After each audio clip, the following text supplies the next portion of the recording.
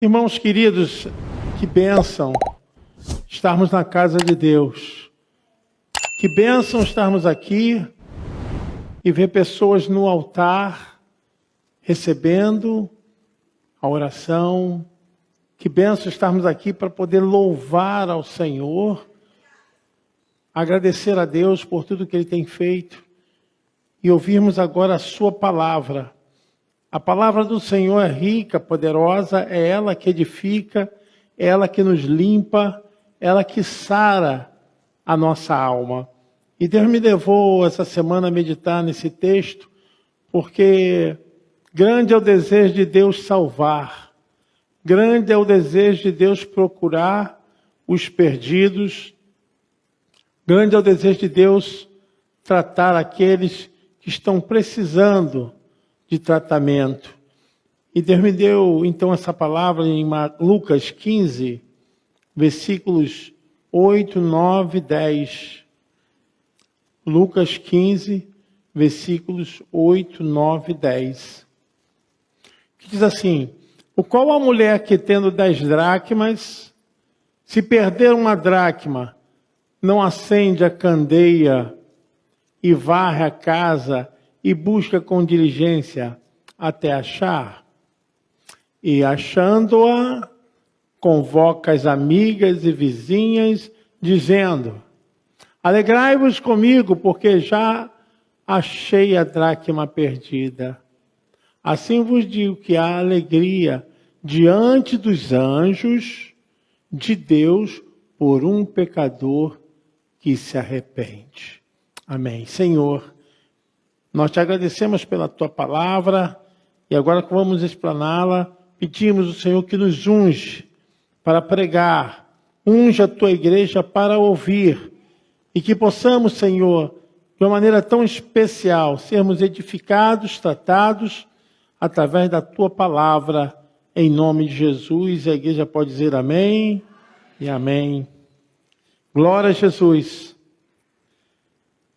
Essa é uma parábola do conjunto de 3 parábolas que Jesus ele falou a respeito do centro do grande desejo de Deus. Em toda a Bíblia não há razão maior do que essa: Deus em busca do pecador. Em toda a Bíblia nós vamos encontrar a maior razão de termos essa herança do Evangelho é o amor de Deus através da sua entrega na cruz do Calvário para nos salvar. Não teríamos razão nenhuma de estarmos aqui se não fosse a certeza que Ele nos chamou para o seu plano de salvação.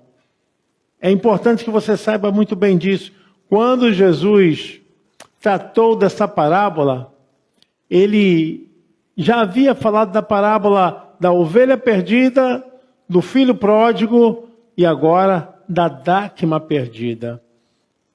E nós encontramos várias alegorias dentro da Bíblia, como a parábola é uma alegoria, é algo que é falado com um fundo verdadeiro, com a narrativa verdadeira. Nós temos dentro da Bíblia vários gêneros de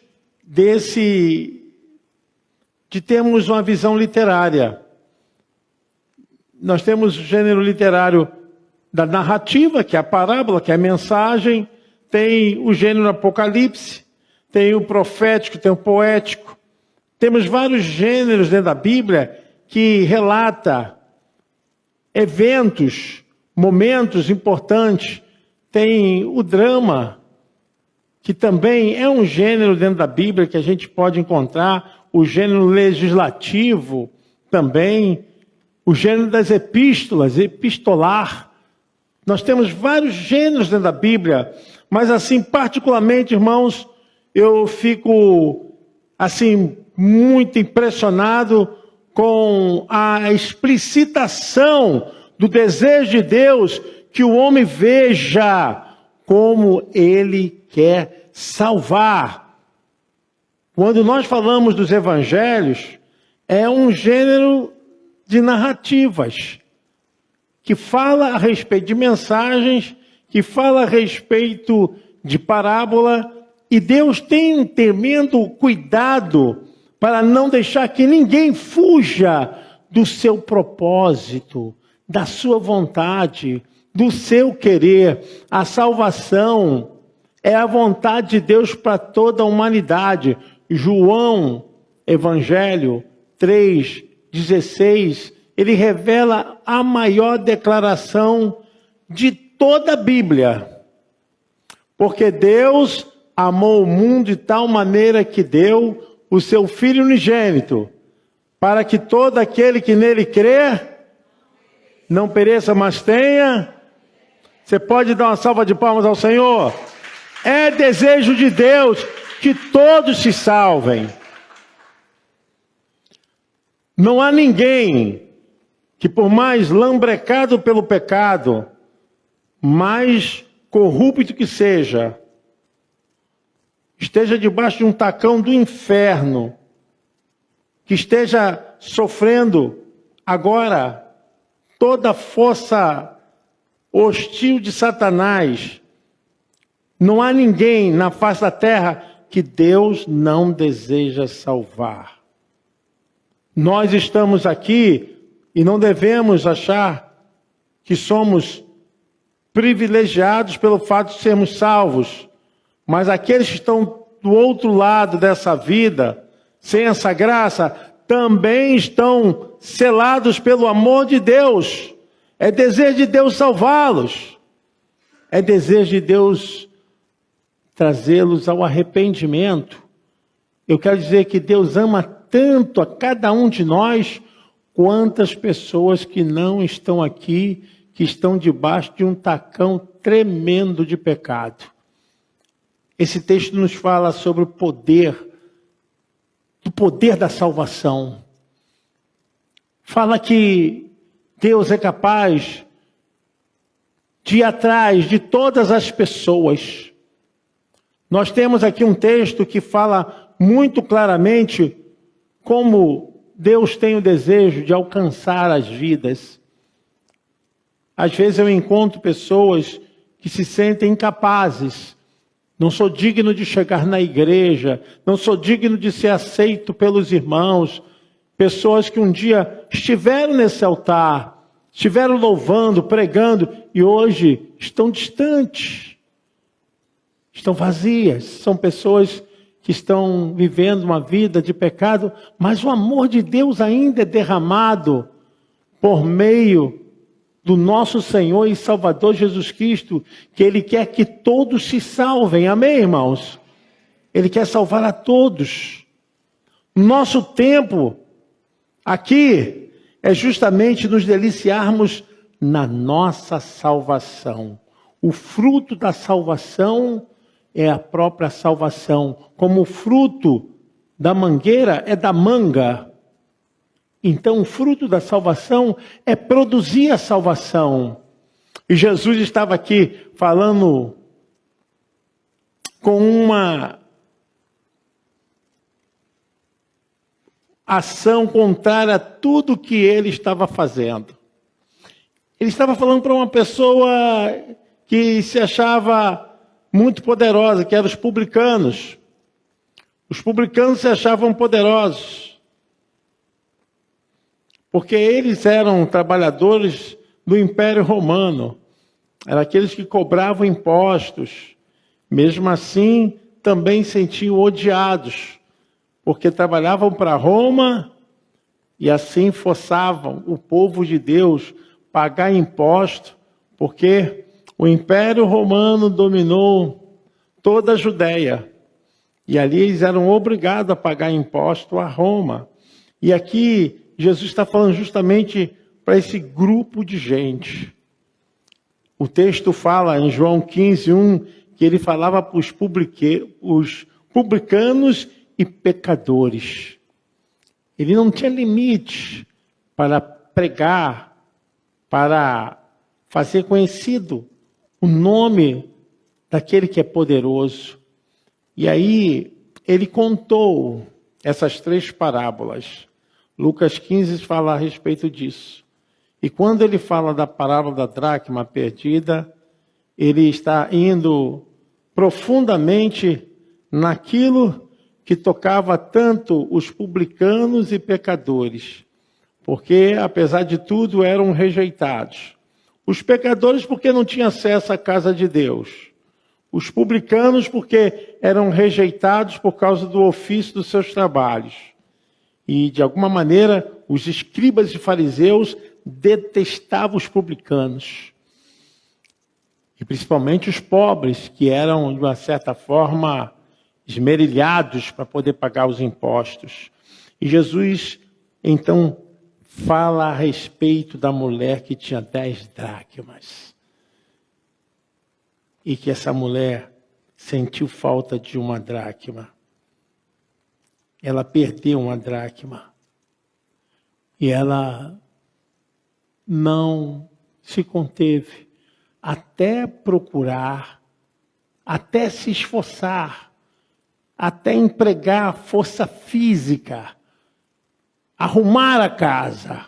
A casa naquela época era feita só de um cômodo e não tinha janela, então a casa escura, com dificuldade, mas o texto diz, o versículo 8, capítulo 15 diz, qual a mulher que tendo 10 dracmas, se perder uma dracma, não acende a candeia e varre a casa e busca com diligência até achar? Então, a dracma aqui era uma moeda grega e ela tinha o valor de um dia de trabalho. Mas não só isso, a dracma também era um adorno, uma joia que a mulher, quando colocava num colar e colocava no pescoço, ela dizia estar comprometida com seu noivo. Aquilo era como se fosse um anel de casamento, era algo compromissado, porque os judeus, quando ficavam noivos, já era compromisso que não podia voltar atrás. Ou era colocado essa moeda em adorno através da cabeça. E elas tinham aquela responsabilidade, porque perder essa joia era colocar em jogo o futuro, era colocar em jogo a perspectiva de esperança. Então Jesus fala de algo muito similar, muito comum, muito próximo a cada um deles, e falando, qual é a mulher que se perder uma dracma, não vai agir com diligência, acender a candeia, a lamparina, não vai buscar levantar todos os móveis da casa até encontrar essa moeda? E quando a encontra, o texto diz, o versículo 9, e achando-a, ela convoca as amigas, chama as vizinhas, dizendo, alegrai-vos comigo, porque já achei a dracma perdida.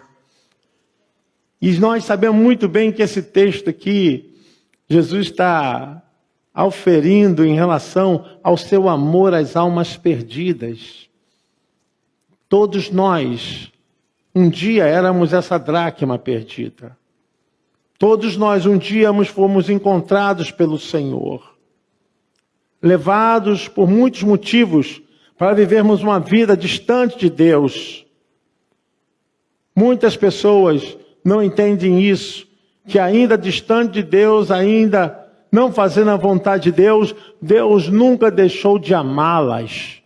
Deus nunca deixou de manter a sua têmpera de paixão, de vontade, de trazer de volta aquilo que foi um dia perdido, aquilo que um dia foi retirado das mãos do eterno Deus. E a procura dessa dracma perdida era o objetivo dessa mulher. Até encontrar.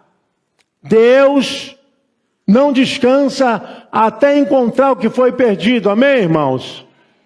Todos são objetos do amor de Deus. E por mais que às vezes nós nos sentimos assim, orgulhosos, porque estamos na casa de Deus, a procura pelas vidas não é só fora da igreja. O mundo tem muitas almas perdidas, mas eu digo que também dentro da igreja tem pessoas perdidas.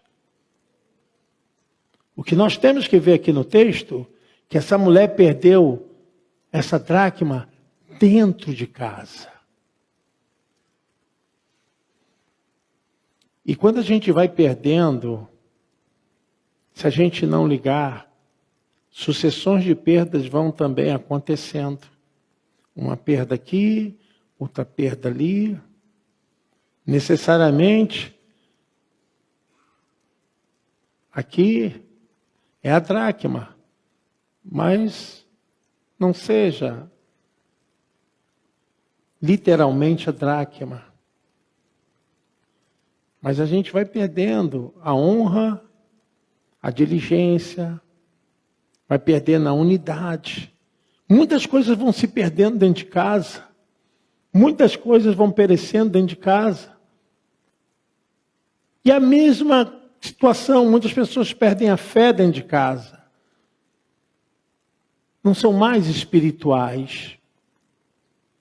Vão perdendo a sua postura. O texto fala que Deus não só se preocupa com aqueles que estão perdidos do lado de fora, mas Deus está procurando aqueles que estão perdidos dentro de casa. É muito interessante quando a gente vê que essa mulher, ela perde, mas ela não descansa até encontrar a dracma perdida. São valores. Quando eu vinha para cá, eu estava pensando muito na salvação, a respeito da vida eterna. É algo que sempre me chama a atenção, porque o lugar que temos que decidir é o hoje, é o agora. E quando vemos assim que Deus, Ele tem se preocupado muito com o ser humano, para encontrar o ser humano. Ele pode estar no estado mais difícil, mais tétrico, mais terrível, mais problemático. O texto fala que essa mulher, ela se esforçou. Ela varre a casa, busca com diligência até encontrar. Eu imagino que, por mais que a pessoa esteja debaixo de uma infelicidade, de um tacão terrível de dor, por mais que o processo seja de afastamento de Deus, e às vezes o ser humano quer sempre fazer uma justificativa, que é muito comum os seres humanos fazerem isso, justificarem. É por esse motivo que eu saí, é por esse motivo que eu não estou mais. Nós queremos dar razão aonde não tem razão. Porque ninguém te afasta de Deus. Ninguém te separa de Deus, amém? Ninguém te tira do amor de Deus. A palavra do Senhor nos fala lá em Romanos 8, versículos a partir do 37, 38, 39, que não há razão. Mas em todas essas coisas somos mais do que vencedores, por aquele que nos amou. Porque estou certo de que nem a morte, nem a vida, nem os anjos, nem os principados, nem as potestades, nem o presente, nem o porvir, nem a altura, nem profundidade, nem alguma outra criatura nos poderá separar do amor de Deus, que está em Cristo Jesus nosso Senhor. E nós podemos observar que nada, nem o inferno, nem o diabo, nem doença, nem preocupação, nem separação, nem divórcio, nem traição, nada pode nos separar do amor de Deus que está em Cristo Jesus, que nos alcançou. Ele não pode perder para nada. desse sentimento mais fugaz. E que por mais que seja terrível para o ser humano, porque eu vejo pessoas passarem por essa linha, que é uma linha da humanização. Perder um casamento, ter um problema de doença, passar um problema qualquer, dificuldade financeira, isso não é coisa de extraterrestre. Isso é uma transição humana. O que o apóstolo Paulo está falando é justamente disso. Ele nos alcançou. E nada justifica nós tentarmos dar ocasião para essa premissa. Eu não faço, eu não estou caminhando, eu não estou mais seguindo, porque não tem motivos. Porque aquele que te alcançou, ele não pode perder para ninguém. A salvação que você foi alcançada, ela selou nos céus e na terra. E não tem nada que possa te destruir. E por mais que o inimigo queira que você se perca, que você se enrole com essa vida, fora de casa, dentro de casa, ainda que tente te roubar os valores, te tirar a verdadeira razão de viver em Cristo, eu quero dizer, nada dessas coisas tem fundamento, porque você é mais do que vencedor. Você pode aplaudir ao Senhor?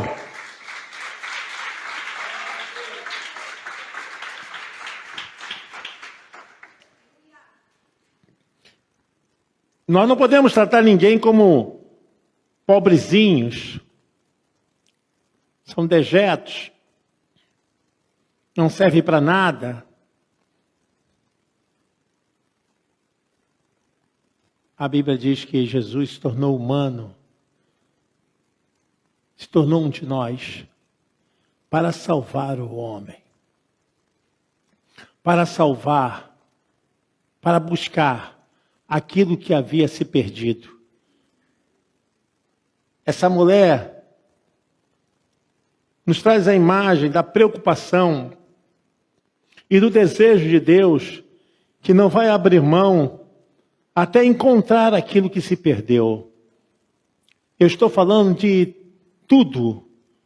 Quando a salvação chega na vida do ser humano, nós conseguimos recuperar todos os valores que foram perdidos, espirituais, morais, valores afetivos, valores de autopromoção, de olhar, de se enxergar, de se ver feliz. Todos os valores são recuperados. E o texto fala, olha, essa mulher, ela tem uma alegria tão grande, que ela começa a chamar todas as amigas, todas as vizinhas. Há motivo de fazer festa. Há motivo de ter alegria. Há motivo de brado, de vitória. Jesus falando a respeito disso, desse alcance, dessa proporção de bênção. O versículo 10 diz, assim vos digo, que há alegria diante dos anjos de Deus por um pecador que se arrepende. Não tem como não se alegrar. Alguém que toma uma posição em direção a Cristo, que larga o pecado, que larga a velha vida, que abandona todos aqueles conceitos errados. Eu quero servir a Jesus, eu quero entregar minha alma para Jesus, ter certeza de vida eterna. É uma consciência que faz garantir o futuro. Nós temos uma passagem, e a compra desse passaporte não é nos céus. A compra desse passaporte é aqui na terra. O passaporte se chama salvação. A salvação não tem preço. A salvação, a Bíblia nos revela que foi conquistada com o precioso sangue de Cristo Jesus. Efésios capítulo 2, versículo 8, o apóstolo Paulo, ele fortalece essa argumentação. Porque pela graça, por meio da fé, e isso não vem de vós, é dom de Deus. Vamos ler juntos? Porque pela graça sois salvos e da fé. E isso não vem de vós. Deus buscou o homem. Nós estamos vivendo um tempo que as pessoas não entendem que a vida eterna não tem como a pessoa voltar atrás. Nós estamos aqui de passagem. O apóstolo Pedro fala que nós somos peregrinos. Peregrinos é aquele que está passando de uma terra indo para outra. Nós somos peregrinos, irmãos. O tempo que o Senhor nos der aqui, glória a Deus, louvado seja o nome do Senhor. Mas temos que aproveitar esse tempo. E a palavra do Senhor nos diz o seguinte, que os anjos participam. Os anjos também estão felizes. Eles cantam louvores diante de Deus. Quando um pecador se arrepende. Quando alguém que está desviado da casa de Deus, do caminho do Senhor, retorna, os anjos louvam diante de Deus. Há uma exaltação. Acredito que há uma grande torcida festejando. Assim vos digo que há alegria diante dos anjos. É um sentimento que só deveria ter para os humanos. Humano sentir por outro humano. Mas a Bíblia fala que os anjos também receberam essa capacidade de ver os humanos voltando-se para Deus, para o caminho do Senhor. A procura sempre foi de Deus para o homem. E ele continua procurando. Não pense que ele não está acendendo a lanterna dele, e por mais que seja escura, tenebrosa, a espessura daquilo que cerca as almas, Deus, Ele é poderoso para quebrar, até alumiar onde a pessoa estiver. Eu digo, essa questão escura é a condição que a pessoa vive. Nós não podemos jamais desprezar ninguém e nem tampouco o poder de Deus para chegar até aonde a alma humana se encontra, perdida, longe. Essa mulher, ela colocou no seu coração de encontrar a sua moeda. E nós sabemos que o tema, o pano de fundo dessa parábola é a mesma que Jesus falou do filho pródigo e também da ovelha perdida, que Deus continua buscando salvar até encontrar o que havia se perdido. Eu quero que você entenda que a nossa mente é como uma esponja. Sabe, aquilo que vai chegando, ela vai capturando.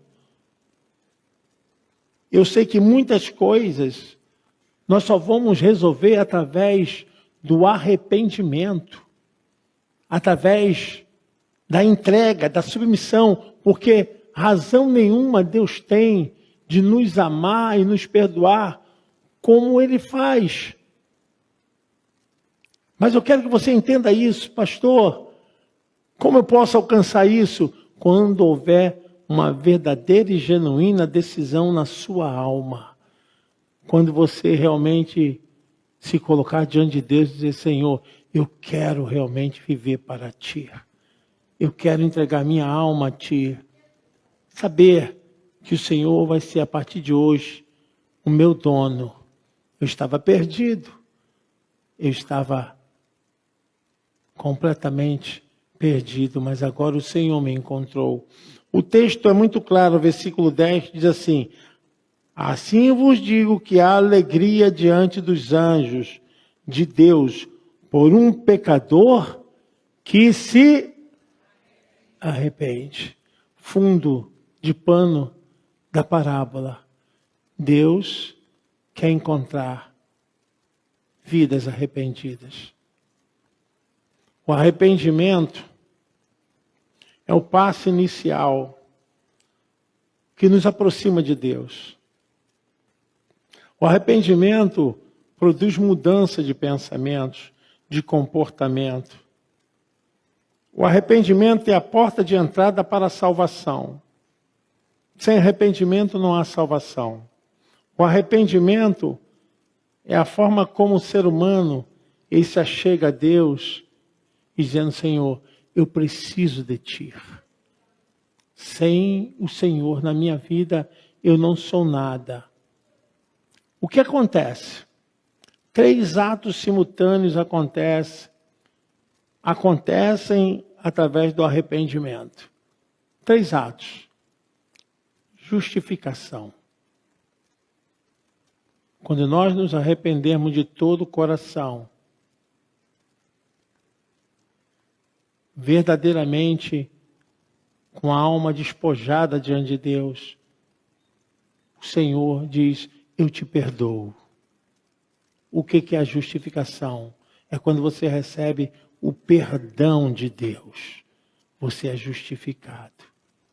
E logo após que nós somos justificados, nós somos regenerados. A regeneração é o novo nascimento. É a nova vida. Não tem como você viver para Jesus, debaixo das Escrituras, com a velha vida, com velhos costumes, caguetes, cacomanias. Não existe isso. Quando você serve a Jesus, você abandona tudo aquilo que antes você praticava, diz: isso não tem mais valor para mim. Amém? Você pode aplaudir ao Senhor. Isso não vale mais nada para mim. Isso significa regeneração. Novo nascimento. O Evangelho de João, se me falha a memória, 1:12, Jesus fala a respeito disso. Mas todos quantos receberam, deu-lhes o poder de serem feitos filhos de Deus, aos que creem no seu nome. Então, a partir de quando decidimos mudar de vida agora, por meio da fé, nós então temos verdadeiramente o título de filho de Deus. E a terceira coisa que acontece no ser humano é que nós somos adotados. O texto já fala, esse mesmo texto, nós somos filhos de Deus. Somos justificados, regenerados e adotados por Deus. Há uma escala crescente do pecado sobre o mundo. Há uma escala crescente de vícios. Há uma escala crescente de corrupção. O mundo está vivendo isso, onde o Evangelho fala a respeito que, por se multiplicar a iniquidade, o amor de muito se esfriará. Se me falha a memória, Mateus 24:12 fala sobre isso. E assim nós temos vivido um tempo onde, e por se multiplicar a iniquidade, o amor de muitos se esfriará. Eu creio que é um tempo assim de resgate, do transbordar de Deus para salvar, para curar, para libertar. E por mais que o passado seja difícil, que a vida sempre tenta te imputar condenação, tenta te colocar sempre pressionado por aquilo que você fez. É um tempo de você buscar o fruto do arrependimento na sua vida. Se declarar diante de Deus: Senhor, eu quero receber a sua bênção na minha vida, que é a justificação, quando há verdadeira entrega.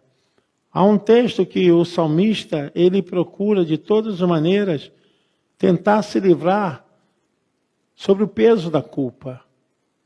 Como é que você vai se livrar de algo que está dentro da tua cabeça, se você não tiver uma absolvição verdadeira que te tire desse inferno? E a gente pode ver que o salmista viveu isso. Mas quando ele encontra verdadeiramente o caminho do arrependimento, ele fala com Deus. Salmo 51, versículo 10, ele pede ao Senhor esse renovo. Ele pede ao Senhor essa mudança. O arrependimento transborda o amor de Deus. Cria em mim, ó Deus, um coração puro, o arrependimento. E renova em mim um espírito reto. O versículo 17, ele sabe muito bem que Deus não pode mudar a sua natureza quando há uma verdadeira atitude diante da sua santidade. Deus não muda. Quando a pessoa é verdadeira, quando realmente ela deixa aquele bojo de pesar, de dor, ser colocado diante de Deus, Deus então aceita a pessoa. Versículo 17, mesmo Salmo 51 diz: os sacrifícios para Deus são o que, irmãos? O espírito quebrantado, espírito humano, alma. A um coração quebrantado e contrito, não desprezarás, ó Deus. Deus não despreza. Ele sabe o valor de uma alma. Ele sabe o valor de uma vida. Ele sabe, ainda que a pessoa esteja distante, longe. Às vezes, eu sei que o ser humano é assim. O ser humano, ele sofre nuances e sempre muda seu comportamento. Isso é coisa de nós mesmos. Por isso precisamos ter uma entrega absoluta e ter uma verdadeira condição do novo nascimento. O novo nascimento é o novo caráter. O cristão, ele não pode continuar a velha vida, é o novo caráter. E a gente percebe que muitas vezes pessoas fazem votos e não cumprem. Fazem promessas e não realizam. Se entregam para Deus, mas ao mesmo tempo permanecem com seus corações como se fosse uma perdeneira, uma pedra. É importante que você saiba que, nesse momento, Deus tem mais interesse de te curar, de te salvar, do que você imagina. Ele tem um amor muito grande até te alcançar. Não é você que tem interesse em querer mudar, mas que Deus não. Deus tem mais interesse de ver você uma nova vida do que você imagina. Nós estamos vendo um tempo onde as pessoas olham esse escalonamento do mal. Mas eu digo a vocês, irmãos, o Senhor acendeu a luz. E essa luz está aqui na terra. E Ele está procurando aquilo que se perdeu. E ainda que a mente esteja perturbada, amedrontada, ainda que a mente esteja debaixo de culpa, de pecado, Deus não desiste de encontrar essa dracma perdida. Ele vai encontrar. Essa palavra é para você. O Espírito Santo me trouxe essa noite para falar a você que você tem muito valor para Deus. Você é algo especial de adorno para a glória de Deus. Eu quero, em nome de Jesus, orar por você. Eu quero interceder por sua vida, por sua salvação. A sua vida tem mais valor do que todo ouro e toda prata. Pense nisso. É um tempo que Deus já acendeu a sua luz e está te procurando. Saiba que depende de você. Eu sei que existem teorias que falam a respeito de que o ser humano não precisa fazer nada. Eu quero dizer, Deus não vai mover nada enquanto você não tomar uma decisão. Eu sei que isso pode pesar muito, mas você tem o exercício do livre arbítrio. Deus, Ele não vai agir enquanto você não se decidir ao lado dele. Nós vamos cantar uma canção aqui. Enquanto estivermos cantando essa canção, eu quero orar por você. Pastor, eu não estou tomando ceia, eu não estou membro da igreja. Meu irmão, eu vou te falar uma coisa. Não devíamos discutir isso. Porque você sabe muito bem qual o caminho que você tem que tomar.